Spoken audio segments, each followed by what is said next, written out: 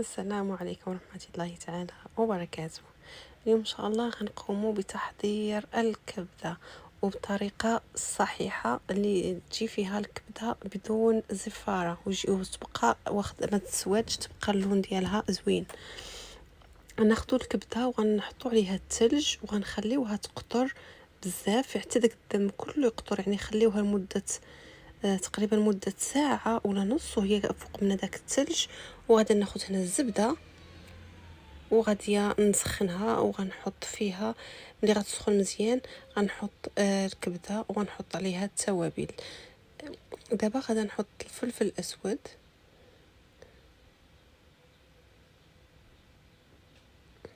وغادي نحط الملح.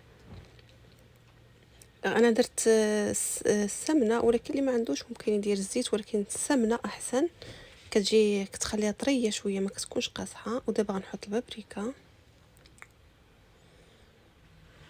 وغنحط الزنجبير. هاد الطريقه كتجي زوينه بزاف. وانا قطعت القزبر والمعدنوس وحكيت الثومه وخليتهم جنب حيت غنحتاجهم في الاخر. ضروري كثروا شويه ديال القزبر كثر من المعدنوس وكثروا الثومه. درتها خليه كطيب. ونقطه اساسيه ما تسدوش عليها، يعني خليو الاناء اللي نتوما كطيبوا فيه خليوه مفتوح، ما تسدوش حيت الا سديتو راه غتجي زفره. ملي طابت بقيت كنقلبها. المهم حاولوا كل ساعه تقلبوها كما قلت لكم وما تسدوش. انا زدت عليها الثومه وغادي نبقى نقلبها والاناء مفتوح، يعني كنأكد على الاناء مفتوح ما تسدوش. ودابا هي واجده طابت. حطيت عليها هذاك القزبر والمعدنوس اللي انا كنت مقطعاه رقيق وخليه جنب. هذه كتخليوه هي النقطه الاخر كاع ملي كتكون هي طابت ومبقاش فيها الماء نشفات.